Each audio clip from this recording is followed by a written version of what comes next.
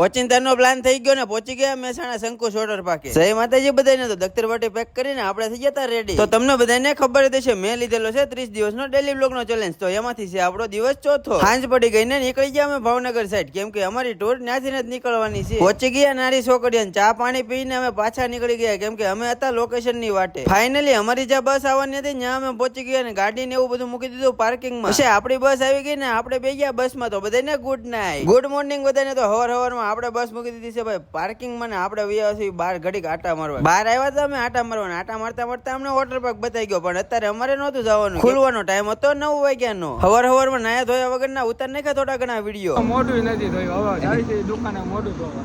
આલા બધા માલિક ગયા છે હોટેલે પોગીને બધાને ઝડપા ધોઈ નાખ્યા ને પી નાખી મહેસાણાની ચા. હવારમાં મહેસાણાના આટા મારીને પાછા વી આવ્યા. પાછા આવીને જોયું કે નાસ્તો થઈ ગયો તો અમારો રેડી. કરી લીધો નાસ્તો ને ઘડીક રમવા મીડા અમે ગેમ. વોટર પાર્ક ખુલી ગયો ને અમે જઈ અંદર. તો આજનો બ્લોગ આયા લગીને જ તે પાર્ટ 2 જોવા માટે ફોલો કરી નાખો. તો બધાને બાય બાય.